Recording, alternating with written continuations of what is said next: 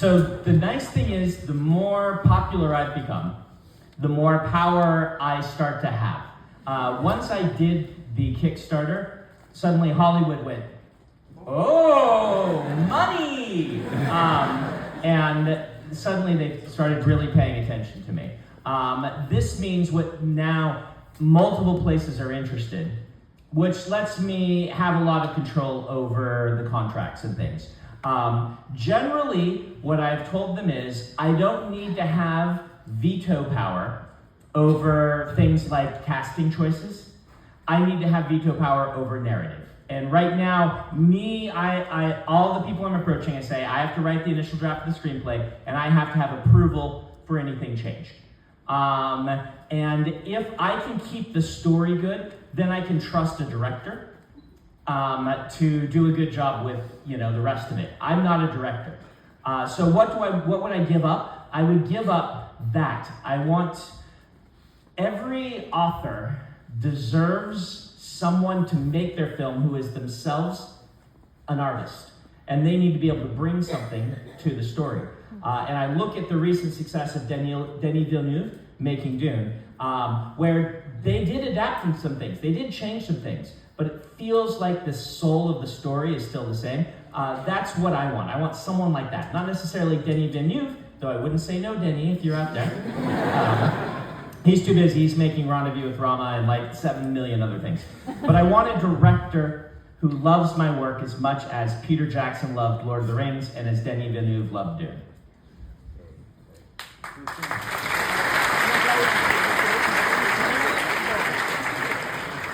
Lo cierto es que según he ido haciéndome más popular, he ido alcanzando quizás mayor cuota de poder, y algo de poder o de influencia sí que tengo ahora mismo. Básicamente la tengo desde el momento en que lanzamos el Kickstarter y Hollywood se dio cuenta y dijo, pasta. Y, pasta. A partir de ahí capté su atención y capté el interés de Hollywood. Cuando se ponen en contacto conmigo, me preguntan qué condiciones pongo, y yo les digo que no vetaré ninguna decisión que tenga que ver con el reparto, que no tengo ningún problema con vetar nada en ese sentido, pero que me reservo el derecho de veto en lo que tiene que ver con la narrativa, con la historia.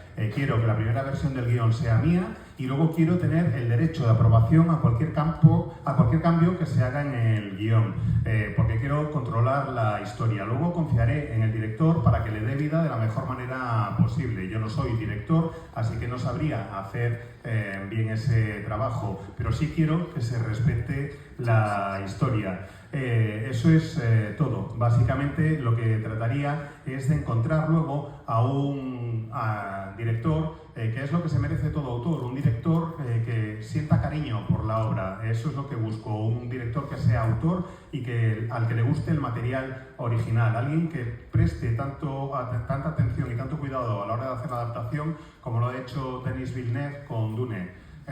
Básicamente encontrar algo así, porque Villeneuve ha hecho cambios, es verdad, pero ha respetado el alma de la obra original. Así que, Denis, si me estás escuchando, ya sé que tienes 7 millones de proyectos entre manos, pero que lo sepas. Me gustaría alguien así, alguien como Villeneuve con Dune, o como Peter Jackson con El Señor de los Anillos, alguien que sienta tanto cariño por el material original como estos dos directores. You said, "Woo, pasta," right? Well, I thought money was dinero. Well, it's like slang like cash. Yeah, so pasta, like actual pasta. That's so cool. Right? That's way better than cash. I'm gonna be like, give me some pasta. Awesome. Dame la pasta. Yeah. Show me the money. Show me the money. Pasta. Show me the pasta. I would rather have pasta. Pasta is good. Creo que deberías hacer un cartel con tu cara que ponga "Give me the pasta". Hablas de escribir una película, de escribir una serie, pero supongo que habrá que seguir escribiendo libros, digo yo. Esta gente aquí creo que es lo que quiere y lo que espera. Entonces, ¿cómo gestionar esa rutina diaria de escritura si encima le tienes que añadir esa carga de trabajo ahora? Excellent question. First off, for Diego, pneumonial ultramicroscopic silicovolcaniconiosis.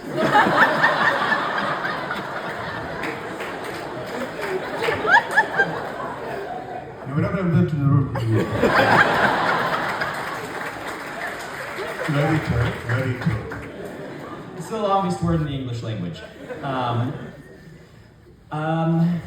it's a scientific term. So really the one that we should say is anti-disestablishmentarianism, because that is the one that actually means something that's not Latin. So anti-disestablishmentarianism. Do you know that one? Antidesestablecimiento terrinarismo. Yeah, probably. That one's it. So yes, this is a concern, right? I have structured my life such that I believe that if a screenplay came my way, I could do it. I wouldn't be able to do all three for all three movies, but I believe I would be able to do one. It would take me, I'd have to take some months to do it. I think doing that first one right is so important that it is worth delaying things. What I can't let happen is then I have to write the next one and the next one. I can't do that.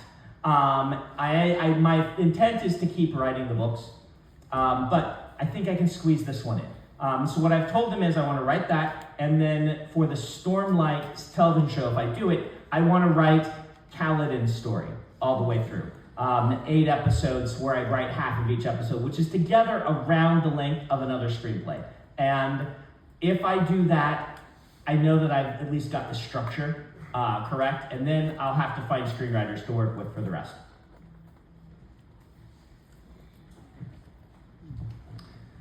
Una de las cosas que me preocupa realmente es que es verdad que tengo la vida estructurada de tal forma que si tengo que meterme a escribir un guión, bueno, pues necesitaría recolocar algunas cosas, pero creo que podría hacerlo. No podría escribir el guión de las 3 pelis de la trilogía, pero sí podría escribir por lo menos el guión de la primera, que a fin de cuentas suele ser la más importante y la que marca el tono para las otras 2. Tendría que dedicarle unos cuantos meses, pero creo que sí podría hacerlo y me parece que sería realmente importante el poder escribirlo yo, sin retrasarme demasiado. Además, las otras 2 sí que sería imposible porque la intención que tengo es seguir escribiendo libros, por supuesto. En cuanto al Archivo de las Tormentas y su posible adaptación como serie de televisión, lo que me gustaría es escribir la historia completa de Kaladin, de principio a fin, y eso yo creo que serían como unos 8 capítulos, más o menos. El guión de 8 capítulos de una serie de televisión viene siendo más o menos de la misma extensión que el guión de una película, y así es como lo tengo yo concebido. Creo que podría estructurarme de tal forma que tuviera tiempo para escribir esos guiones y luego en la serie de televisión dejarlo ya en manos de otros guionistas de los que me fiara. Antes de profundizar en eso y hablar de dónde reside la fidelidad de una buena adaptación, que es un tema también interesante, yo recuerdo en aquella ya legendaria mesa redonda del 2014 con Patrick Rothfuss y Abercrombie, que en una de las respuestas los 3 coincidieron en la importancia, que luego le hemos puesto ese nombre a una sección, de leer bien para escribir bien, ¿no? Y la importancia de cómo los escritores que has leído te moldean, igual que le están moldeando seguro a muchos escritores que están emergiendo ahora. Por eso me importa bastante y me gustaría mucho que nos contara qué lee Brandon Sanderson ahora. Well, first off, what I remember from that panel is that Pat Rothfuss made fun of your ham. He really did, and I defended your ham.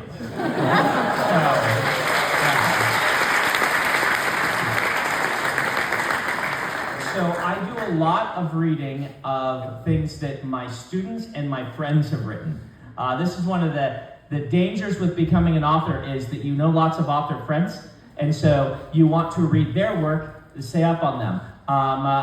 But in order to know what the genre is doing, you also have to be reading what the genre is doing. So most recently I read Fonda Lee's books.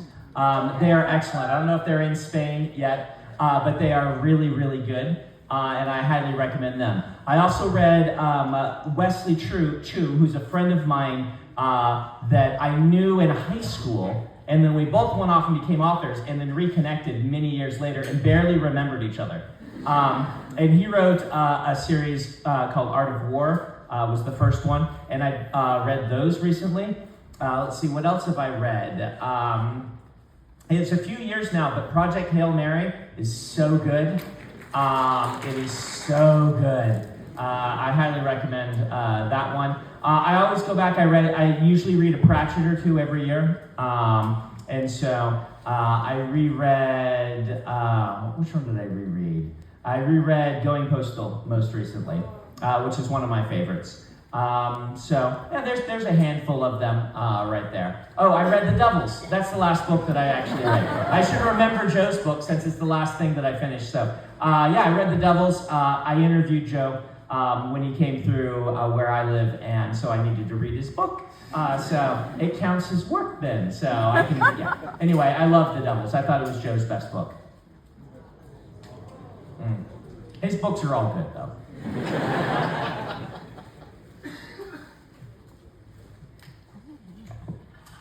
Bueno, yo lo que recuerdo de aquella mesa de 2014 es que Pat Rothfuss se metió con el jamón ibérico y yo lo defendí, simplemente ahí lo dejo, recuerdo eso perfectamente.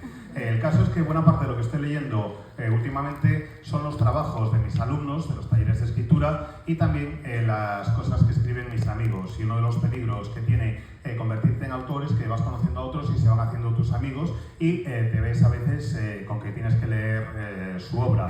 De lo último que recuerdo haber leído que me impresionó y me gustó muchísimo fue lo de la trilogía de Jade de Fonda Lee. Os lo recomiendo enormemente. También la obra de Wesley Chu, que fue compañero mío en el instituto, apenas nos recordábamos el uno al otro, ambos tomamos caminos distintos, hemos acabado siendo autores publicados y él tiene una serie, el primer título de la serie creo que es Art of War y me encantó. Hay otro libro que ya tiene unos cuantos años que es Project Hail Mary, que me parece absolutamente maravilloso también, y de vez en cuando me releo alguno de Pratchett, porque siempre hay que releer alguno de Pratchett. El último que he releído es el de Going Postal. Claro, lo último que me he leído es Los Diablos de Joe Abercrombie.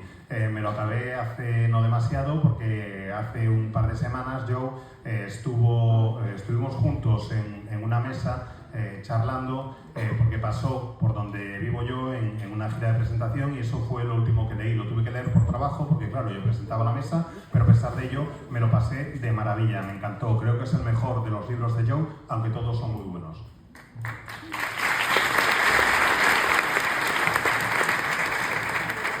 He's a weirdo, but he's a good writer. El fulano es raro de narices.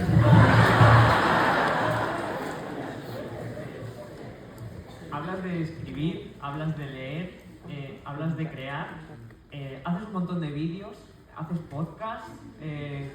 ¿Cuántos clones tienes, Brandon?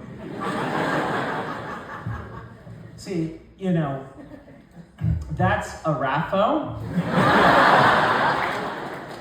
The serious answer is, remember that I don't have to do some of the things that normal people have to do. I don't have a commute, right? Commutes eat up a lot of people's times, and I don't have to drive anywhere. That saves me time.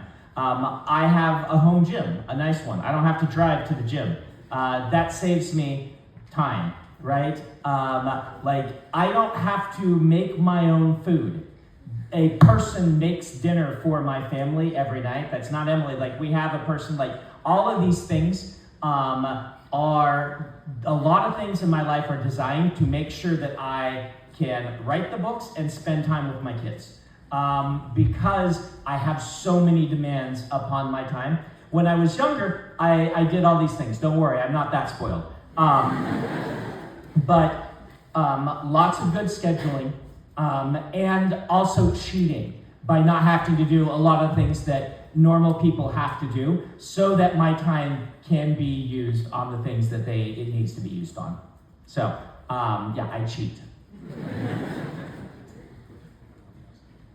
About the what? What did I say to you first? Raffo. That's a Raffo, yeah. Raffo. Diego. Tenéis que recordar, ya lo de Rafa lo dejo, Tenéis que recordar que hay muchas cosas que hace la gente normal que yo no tengo que hacer. Hay mucha gente que tiene que ir en transporte de tipo que sea al trabajo y no es mi caso. Yo no tengo que desplazarme a ningún sitio, tampoco tengo que desplazarme para ir al gimnasio, porque tengo un gimnasio en casa y la verdad es que está bastante bien y está bien equipado. No necesito preocuparme por hacer la cena, porque hay alguien en casa que hace la cena para toda mi familia. Y no me refiero a Emily, sino que tenemos a alguien contratado que lo hace para nosotros. Eso me permite tener una vida que está diseñada para que tenga todo el tiempo que necesito para poder escribir y para poder estar con mis hijos, que son las dos cosas que me interesan. Hay muchas cosas que me requieren tiempo y por eso necesito liberar todo lo que pueda para dedicarles mi atención. De joven se hacía todo eso que os he descrito ahora, no os penséis que soy un malcriado ni mucho menos, pero tengo la suerte de que puedo utilizar el tiempo para mí. Hago trampas básicamente para tener más tiempo libre, hago trampas para disponer de más tiempo libre y dedicarlo a todas estas cosas. I think this is actually something important for us to talk about, right? It's so easy to compare ourselves to people, online influencers, and be like, look at what they're doing. Number one, we present the best foot forward. But number two, once you have success, you can buy time, and that's just not something available to everyone. And so don't compare yourself. I'm cheating.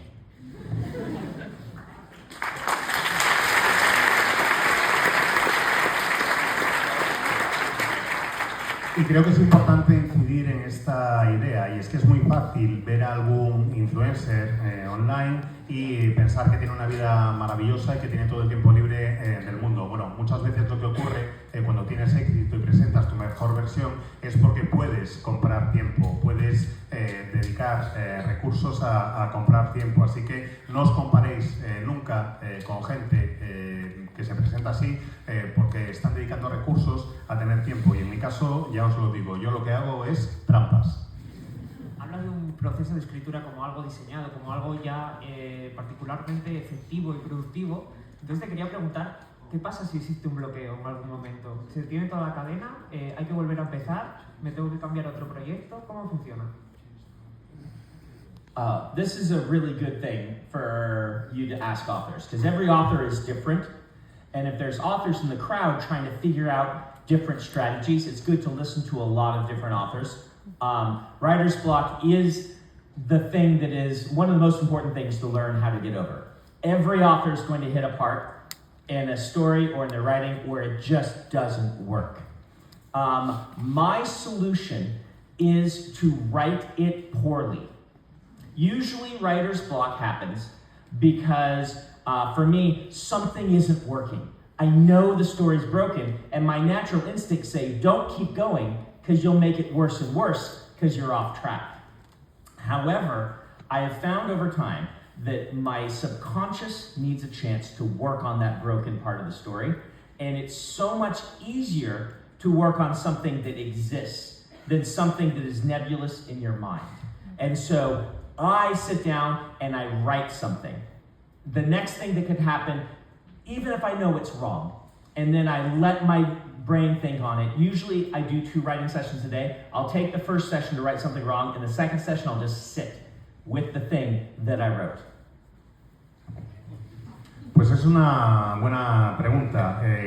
Si hay autores o escritores entre el público, que sepáis que la solución para sobreponeros al bloqueo del escritor es diferente para cada persona. Cada uno tiene una estrategia distinta, pero pensad que todos los escritores en algún momento se encuentran con este tipo de bloqueos o sequías creativas y cada uno tiene un mecanismo para resolverlos y superarlos.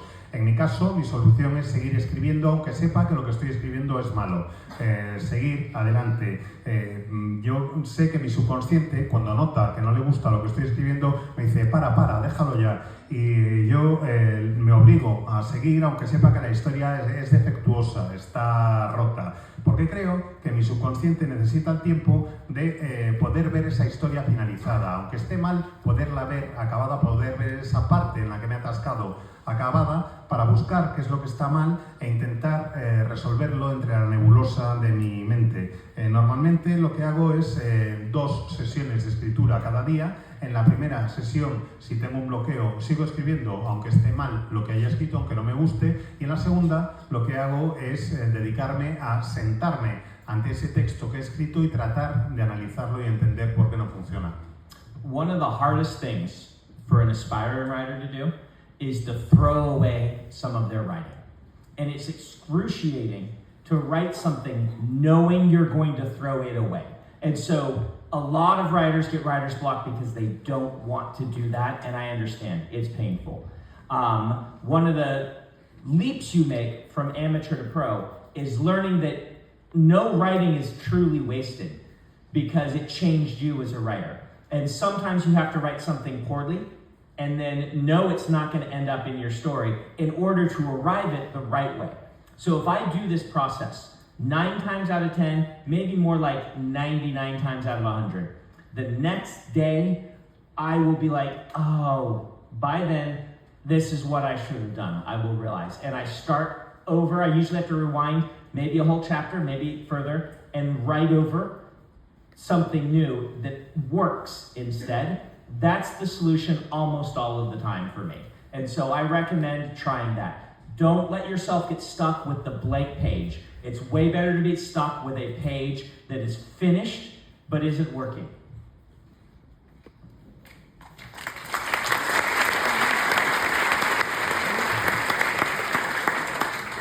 Y yo entiendo que lo que os acabo de decir es algo muy difícil, sobre todo si sois aspirantes a novelistas. Sé que es muy doloroso renunciar a algo que has escrito y descartarlo y tirarlo, porque seguís teniéndole cariño y queréis defenderlo. La diferencia muchas veces entre el aficionado y el profesional es darte cuenta de que aunque lo hayas escrito y no te guste y lo tengas que rechazar, no es que hayas perdido el tiempo, ni mucho menos, sino que ese ejercicio de escritura de algo que vas a descartar te sirve para aprender cómo hacerlo mejor cuando vuelvas a intentarlo, te sirve para saber qué es lo que hay que hacer para que las cosas salgan bien. Y en 9 de cada 10 ocasiones, por no decir en 99 de cada 100, lo que me pasa a mí es que al día siguiente me siento y digo, ah, vale, esto es lo que no funcionaba, aquí es donde me he equivocado. Y aunque tenga que deshacer un capítulo entero, lo deshago y lo reescribo para que quede mejor, para que funcione. Y eso casi siempre es lo que funciona para mí. Lo que os recomendaría es que no os quedéis ante la página en blanco, sino que os quedéis ante la página acabada. Aunque sepáis que está mal, siempre es mejor quedarse ante una página acabada que ante una página en blanco. Y ahora me voy a ir al lado contrario. ¿Qué pasa cuando llega ese momento de Sanderlancha que todos conocemos? Yo personalmente me lo imagino en su escritorio, así, todo loco, diciendo, ¡buah, esto es maravilloso, nadie lo va a ver venir, soy el mejor, esto no lo espera nadie, van a flipar en colores, o sea, esto no lo va a ver nadie. Y luego te imagino, ¡buah, pero es que no lo van a leer hasta dentro de unos meses! So I'm not worried about the last part, that they don't get to read it for a few months. Remember that when I'm building the Sanderlands, I'm building it all along. It's when I'm writing it, it's more of a relief to finally be to it, where I've been planning it for years. For instance, the things I'm writing right now in Ghostbloods are things I pitched to my editor in 2004. It's 21 years later, I finally get to write the climax to some things that I've been planning for a long time. And so, yes, I do a little bit of, I'm gonna get them this time. I do that. But also it's more like this, if it's working, feeling just like, finally I get to give the payoff to all these things that I've been building for so long. La última parte no me preocupa realmente, porque si los lectores tienen que esperar unos meses, bueno, pues no me supone especialmente un problema, porque todo lo que es el Cosmere lo voy construyendo paso a paso, y muchas veces supone un alivio poder plasmar por fin sobre el papel cosas que llevo años teniendo en la cabeza. Ahora mismo estoy escribiendo acerca de los Ghostbloods, de los fantasmas de sangre. Sangre espectral. Sangre espectral, gracias. Is that a word for Sanderlands in Spanish? No. Oh, okay. Ghostblood. Oh, okay, Ghostblade. Okay. Sanderlancha. Yeah. Sandy Lancha. El caso es Mucho que pasta. con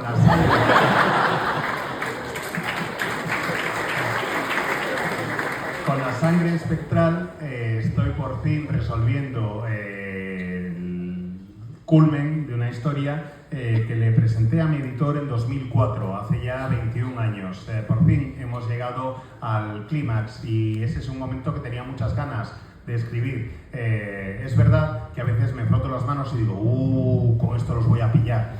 Pero no siempre ocurre eso y lo que más me satisface cuando llego al final a contar esa parte de la historia es la recompensa que supone para mí el haberla contado.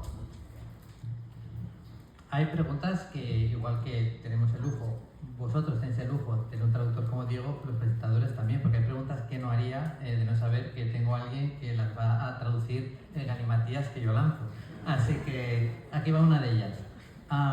Basterrica, la maravillosa Agustina Basterrica, dijo hace un rato que había cosas en sus novelas que no escribía, pero que estaban ahí y que te ayudaban a dar la sensación. Yo también creo que, igual que cuando hablas con alguien, hay un lenguaje no verbal, que es todo lo que no es hablar, cómo te mueves, cómo te explicas, cómo gesticulas.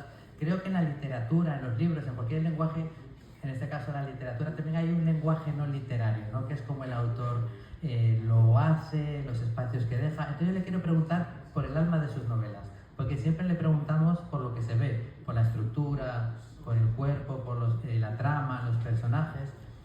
Yo quiero que nos cuente cuál cree que es ese alma, eso que no está, pero que sí que está, que tienen sus novelas que otras no tienen, porque muchos cuentan historias parecidas, pero no nos llegan igual. ¿Cuál cree que es ese alma? Oh, asking an easy question, right? I've thought about this, right? Like, a book is much more than a plot, for sure. But it's even somehow more than characters and somehow more than theme. And I talk a lot about how to write, but you'll watch me sometimes in my lectures struggle with this.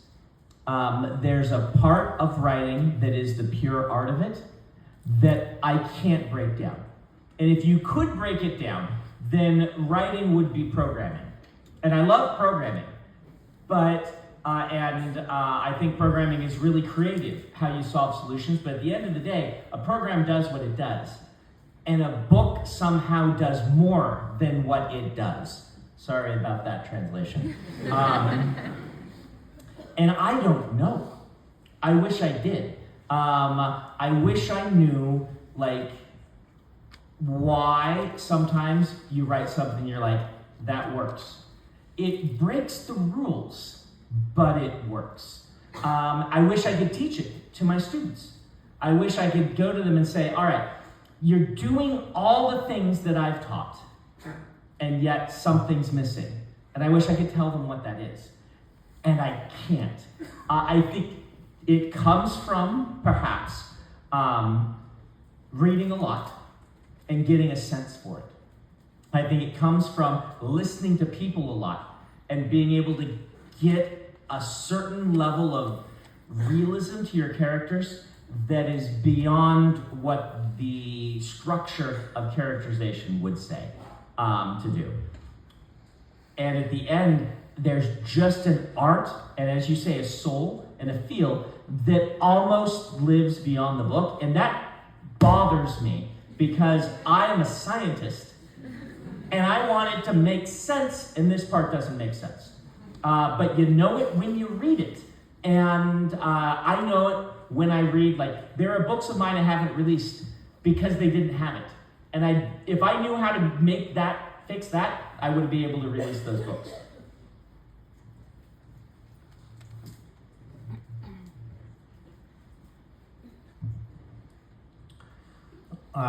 Veo que llegamos a la parte de las preguntas fáciles de la charla. Muy bien, pues la verdad es que he reflexionado sobre este tema. Creo que un libro efectivamente es más que el argumento o más que la historia que cuenta, más que los personajes o más que el tema que tiene. Creo que es más que todo eso, hablo mucho sobre escritura, sobre técnicas de escritura y clases de escritura. Y a veces en clase me encuentro con que me resulta realmente muy difícil explicar este concepto porque hay veces en que el arte de la escritura radica precisamente en que no puedes describir lo que hay que hacer, no puedes describir cómo escribir, no puedes acabar de dar instrucciones. Si lo describieras, si lo pudieras cuantificar, sería como programar. Y a mí me encanta programar, me encanta que se use los lenguajes de programación para tratar de encontrar soluciones a problemas. Pero lo que voy a decir no sé si tiene mucho sentido, pero es que un libro hace mucho más de lo que hace un libro.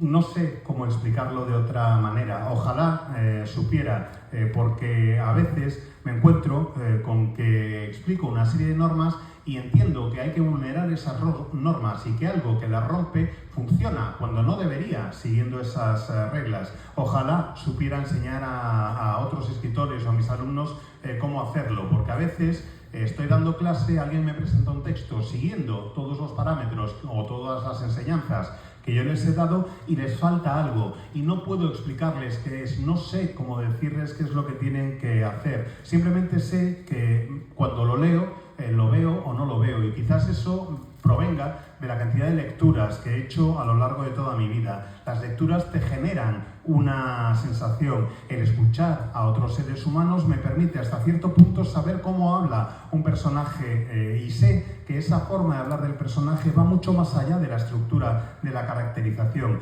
Efectivamente, como decías, el arte tiene que tener alma, tiene que tener sentimiento, tiene que tener algo que salga de ti, y me preocupa no saber definirlo porque soy científico en mi enfoque a las cosas por formación y no soy capaz de encontrar una explicación racional que le dé sentido. Simplemente sé cuando lo leo si funciona o no funciona. Tengo varios libros míos inéditos porque los leo y veo que no tienen lo que tienen que tener. Ojalá supiera qué es lo que tienen que tener, ojalá supiera cómo hacerlo, porque así podría reescribirlos y podrían ver la luz. Well done.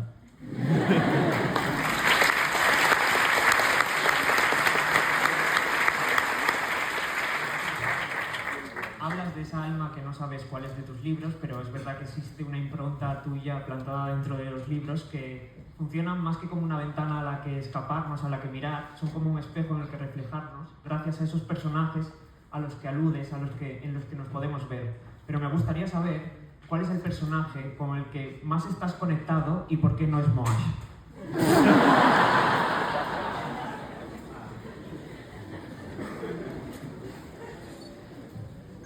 So Robert Jordan was asked this question once on an interview that I heard with him. I never got to meet him, but on the audiobooks, they would sometimes have interviews with him. And someone asked him this question. And he answered in a way that was characteristically brilliant. He said, my favorite character, the one I connect to the most, is whoever I'm writing right now. And that is really astute because as a writer, we climb inside of people's shoes, right? We climb in their clothes, we are them while we're writing them, and during the time we're writing them, they have to be the most important. We have to connect with them the most. We have to, in some ways, be them. Harriet, Robert Jordan's widow, would say she could tell when he came to dinner who he'd been writing because he adopted their mannerisms, which is kind of scary depending on which character it might have been. I don't think I do that. You'd have to ask my family, but I like that answer. Who is my favorite? It's who I'm writing right now. And who am I connected to? It's who I'm writing right now. And I would tell you who that is, except it's a spoiler. So, Rafa is the main character of Ghostbloods, who is a new character you don't know. But there is somebody you do know who's gotten several viewpoints also, whose name is also a spoiler, but only if you haven't read the Wax and Wayne books. Read the Wax and Wayne books.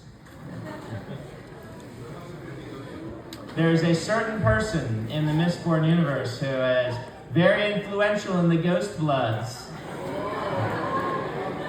That may be their founder who has a viewpoint sequence. So that maybe that won't be a spoiler to those who haven't read the appropriate books.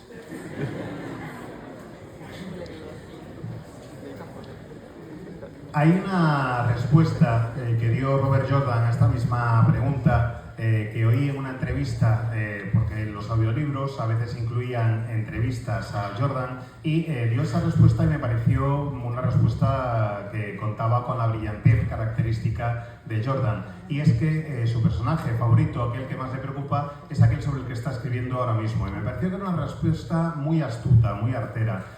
Porque como escritores tenéis que daros cuenta de que tenemos que ponernos en los zapatos de los personajes, tenemos que vestir su ropa, somos los personajes mientras los estamos escribiendo, y esa conexión tiene que llegar al máximo. Harriet, la viuda de Jordan, decía que ella sabía sobre qué personaje había estado escribiendo Jordan cuando iba a cenar, porque adoptaba los manierismos del personaje, su forma de comportarse. Yo espero que no me pase lo mismo, porque considerando algunos de mis personajes, espero sinceramente que no me ocurra lo mismo. Tendríais que preguntarle a mi familia.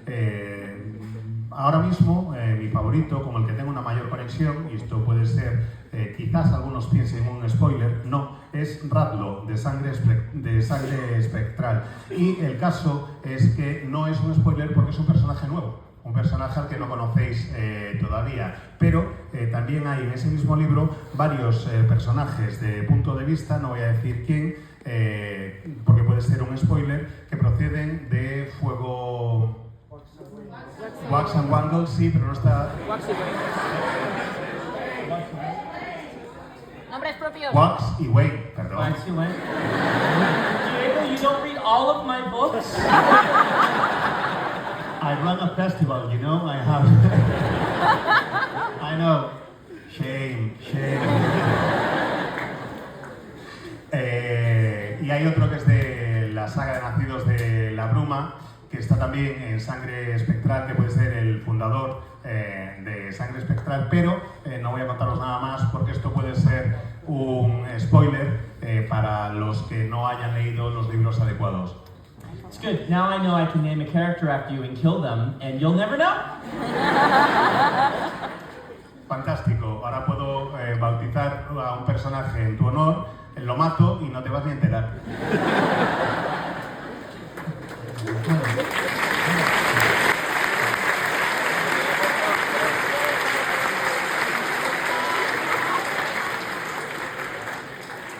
Bueno, una de las cosas de hacer un festival que más nos gustan, aparte de tener en nuestra ciudad a talentazos tan generosos como Brandon, es que vosotros podéis pasar un rato con ellos y también les podéis preguntar cosas, que es a lo que vamos ahora.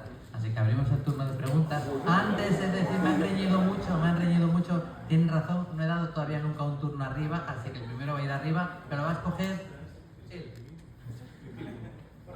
Enséñame las manos, por favor. Can I also request no La de arriba del spoilers? todo, aquella. Wait, can I request no spoilers? Sin spoilers.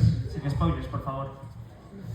Suponiendo que el tema de las películas salga bien, Más alto. suponiendo que el tema de las películas salga bien de cara a 5 o 10 años, sea una obra audiovisual, serie o película, con mere o no con mere, podríamos tener algún cameo de otro universo fantástico, aunque interfiera con otra propiedad intelectual, pero podría salir, por ejemplo, Quoth o como El Señor de los Anillos, el propio autor sale, Peter Jackson, el director sale él mismo en un cameo de un personaje que muere, que es irrelevante. Podría salir, por ejemplo, Abercrombie, Christoph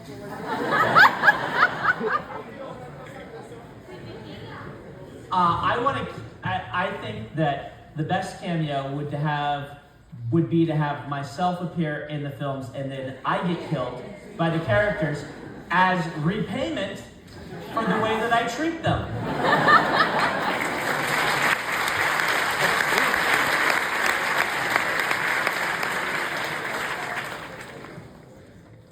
Creo que lo mejor que podría hacer, la pregunta era si podría haber algún cameo de otro personaje de otro universo de ficción, o Abercrombie, o bueno. La respuesta es, creo que el mejor cameo que podría hacer es aparecer yo en la película y que me maten mis personajes en pago por la forma en que los trato. Yo muy de pasta. This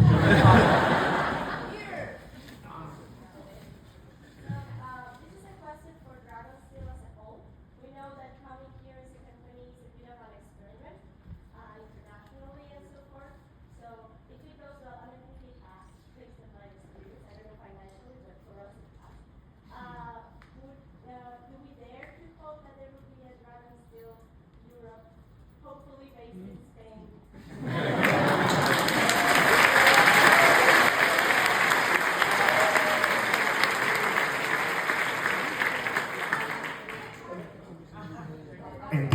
Entiendo que lo de venir aquí con la carpa de Dragon Steel y demás, bueno, pues será un poco para probar cómo están las cosas, para hacer una serie de experimentos. No sé si financieramente os ha salido rentable, me da la sensación de que sí, pero lo que quisiera saber es, bueno, si cabe la posibilidad, ya que las cosas parece que van bien, de que exista una sucursal de Dragon Steel en Europa. Por supuesto, la sede debería ser en España, y saber si esa es una posibilidad. I'm not going to make any promises because I don't decide these things because my team needs to be the one who decides, right? It's much easier for me to come over and be like, woohoo, and sign books. They have to get all of this set up. But you can assume that us bringing product here and setting up a booth is an experiment on trying to take steps toward doing what you ask. So I don't think it's impossible, and I think that if it were to happen, that Spain would be a likely location.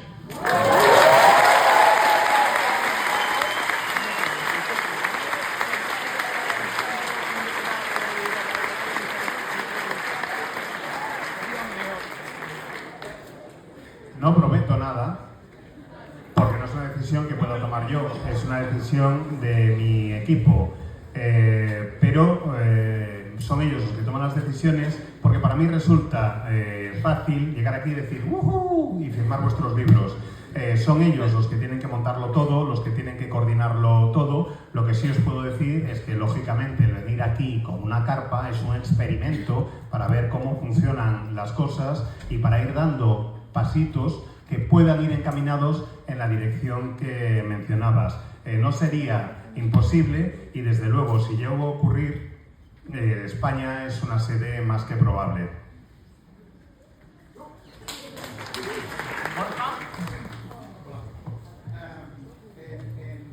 En los libros de Gisborne tienes un personaje que es una referencia clara a Tolkien. ¿No te gustaría tener otra referencia a Barbara Hamlin, siendo uno de tus referentes, o a Robin Hood simplemente porque es la mejor?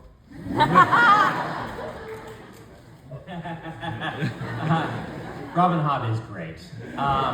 So yeah, I get a little timid about doing this to living people that I don't know, but I've now met Barbara, so maybe. Like, I did it specifically for Tolkien because he's the grandfather of my genre.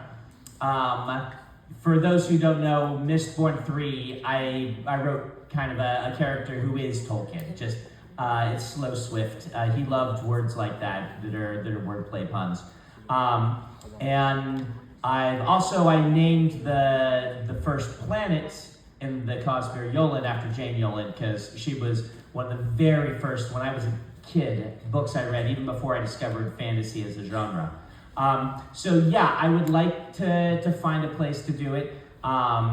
I consider Starling, if you ever read that book, Isles of the Emberdark, to be an homage to Anne McCaffrey because of The White Dragon, which is one of my favorite books that I read when I was young also. I think you'll find more of these, but it's something I want to do timidly. I don't want to clout chase, if that makes sense, or imply a connection where one is not deserved. I like them to be very subtle. Yolen is not that subtle, but the rest are.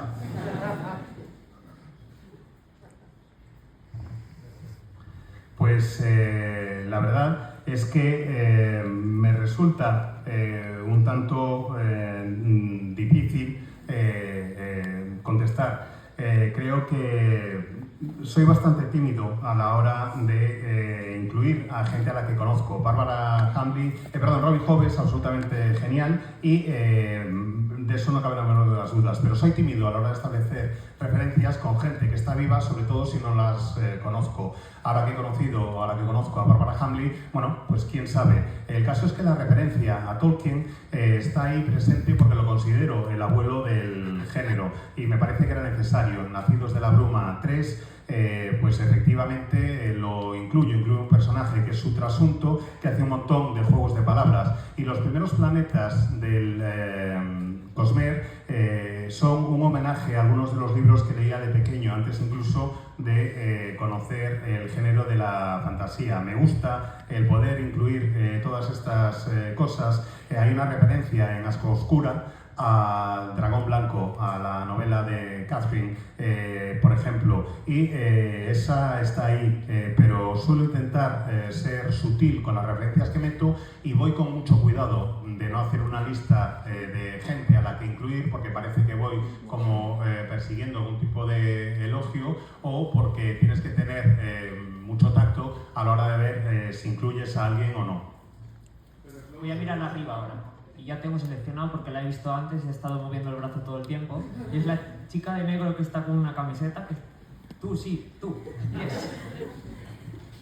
Bueno, a mí me gustaría preguntar sobre la guía del mago fugaz, porque en el momento que la leí me recordó mucho a LARP y al rol en vivo, y me gustaría saber cuánto de LARP hay en esa novela y si Brandon Sanderson juega a rol en vivo, y que nos cuente sobre su experiencia sobre eso. So I've only LARPed one time. I really enjoyed it. I don't need another hobby, is the problem. But I did a Wheel of Time LARP, and it was really fun. So I have done the smallest amount of it, but I am very fond of the idea, and I have some friends who really love it. Jim Butcher loves LARPing. I don't know, have you had Jim Butcher here? No? No? Yes? No? No? Yes? No, not here, but yeah, he loves to LARP. You can lure him by offering to LARP with him. En la guía del mago fugaz, ¿está basado en la idea del rol en vivo? I wouldn't say it's based on LARP, but that was one of the things I had in my head, so it's like a small contributor. Thank you. Bueno, he jugado al vivo solo una vez, a rol en vivo solo una vez, y me encantó. El problema que tengo es que no necesito más aficiones ni más hobbies.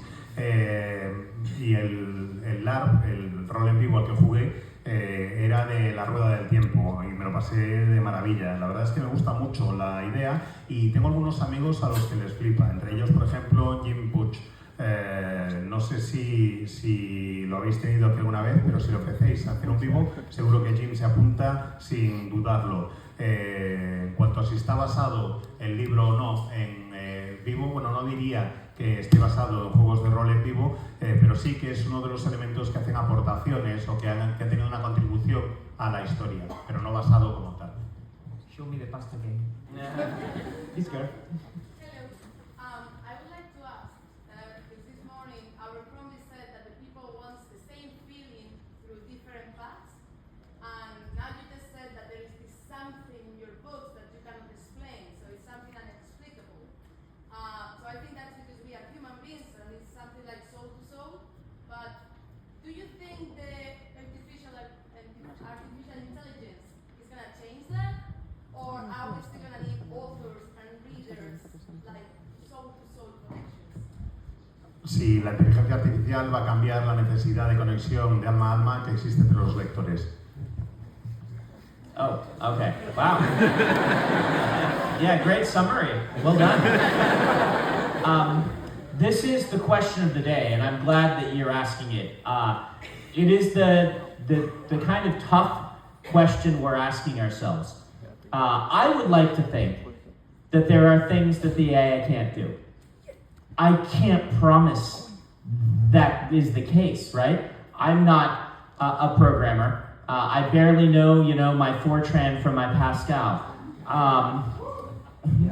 Some old school programmers here. So I'm not sure what a large language model is fully capable of. I would say that a few years ago, I'm like, yeah, right, no way. And then I read what they can do today, and I'm like, oh, that's not half bad. I do think that there are ethical issues with how they're trained. And I think there's some bigger issues I'll mention in a minute, but I'm going to let Diego do this part.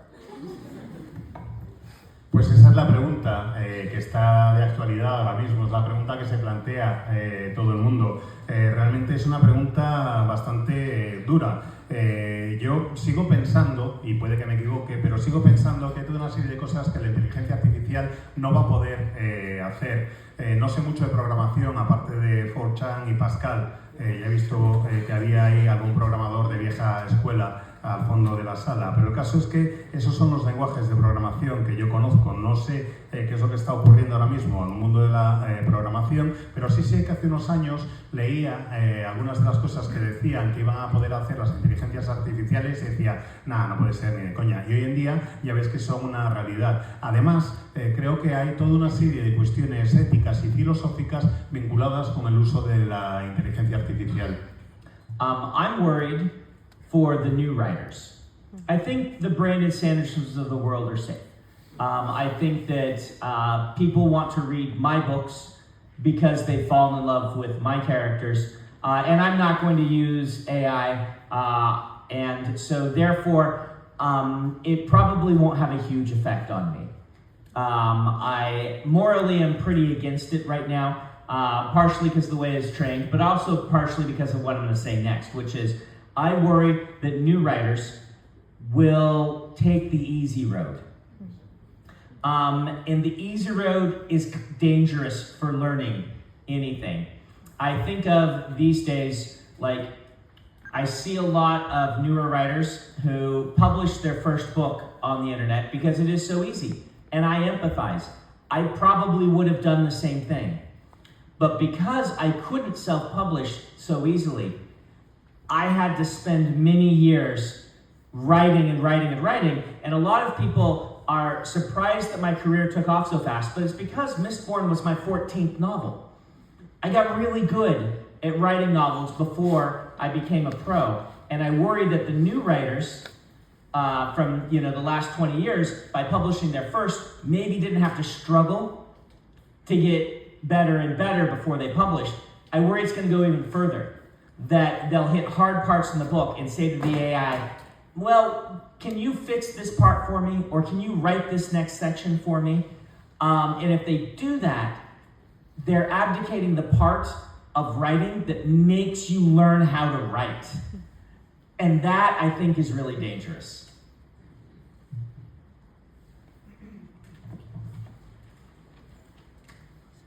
La verdad es que me preocupa la situación de los nuevos escritores, de los futuros nuevos Brandon Sanderson del mundo. Yo creo que la verdad estoy bastante a salvo de todas estas cuestiones porque a la gente le gustan mis personajes y le gustan mis historias y yo no voy a utilizar la inteligencia artificial en ellas.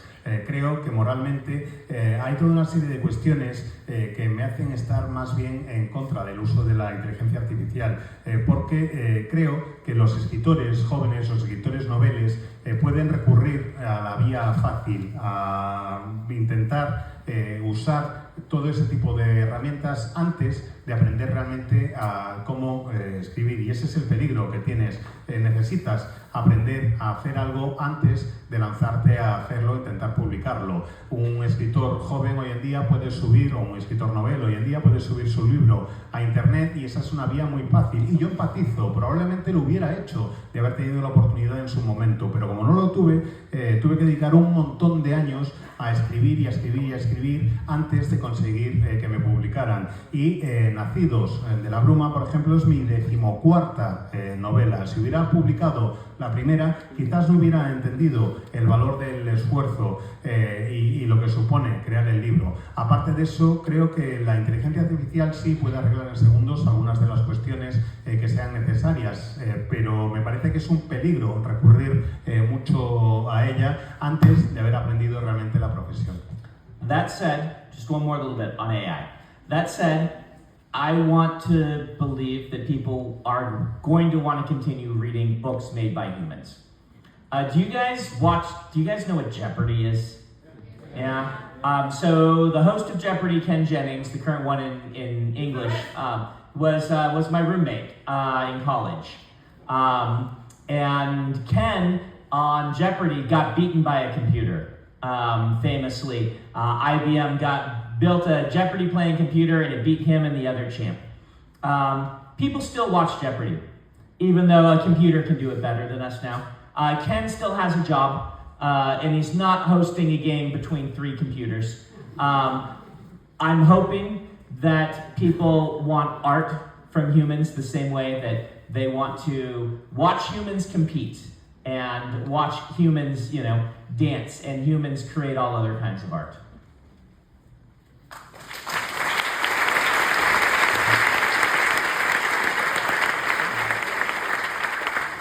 No sé si conocéis un programa, un clásico de televisión americana que se llama Jeopardy. Y Jeopardy es un juego, un programa, un concurso, mejor dicho, de televisión que presenta Ken Jennings, que fue compañero mío de habitación durante la carrera.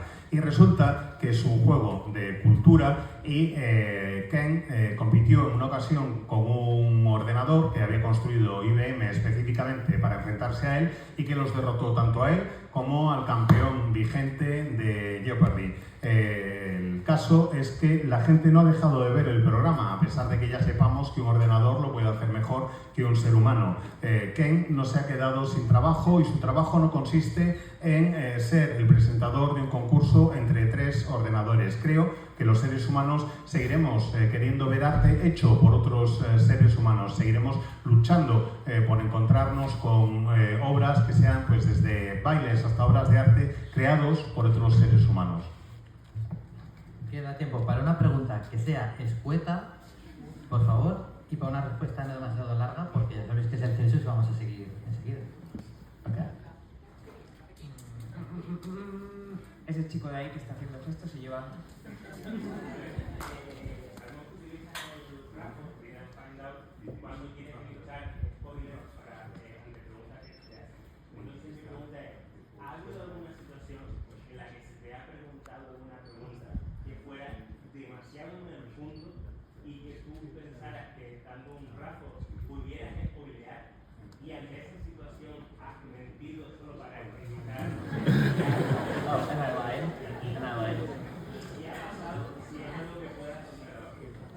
Esa es larga, no es corta. Boy, I RAFO for a lot of reasons. I RAFO because it's too close, the answer would be spoiler, but I also RAFO to keep you guessing, and that's, I think, what you're asking about. And sometimes I RAFO because I can't remember. It legit happens. I don't have my notes.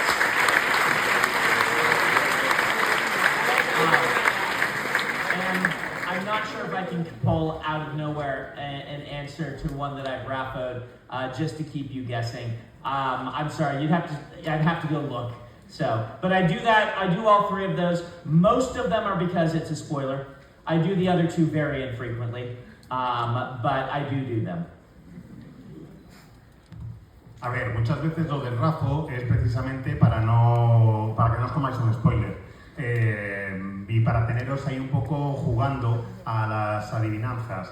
Otras veces ese es otro de los motivos, el segundo. El tercer motivo por el que uso el RAFO es porque no me acuerdo. Y lo digo de verdad, lo digo de corazón, no tengo mis notas conmigo en ese momento y no me acuerdo de cuál es la respuesta correcta. Básicamente os dejaré que lo intentéis adivinar si empezáis a mirar respuestas que ha podido dar con RAFO en el pasado, pero normalmente en la mayoría de las ocasiones yo os digo, si es RAFO es porque no quiero hacer spoiler, no quiero destripar nada, las otras 2 opciones ocurren, pero en muy raras ocasiones.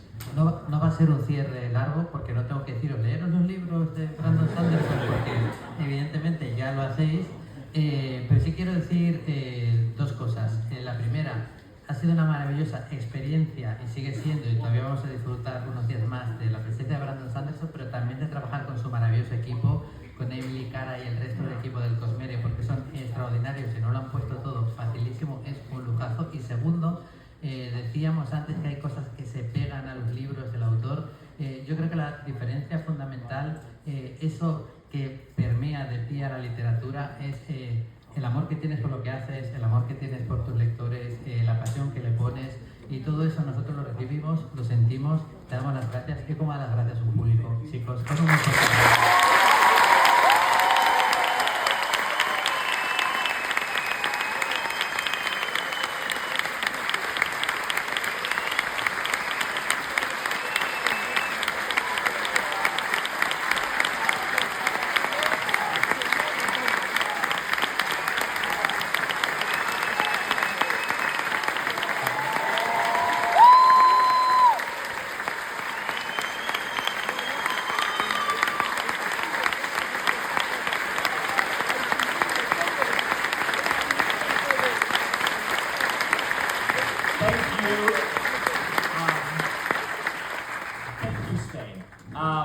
As I've said before, and we'll get out of here soon, there's another panel, but Spain is the first place to ever invite me out of the United States. I intend to keep coming back. You are so wonderful. If you see Emily tomorrow, thank her. She just drove 4 hours to the customs office to pick up umbrellas.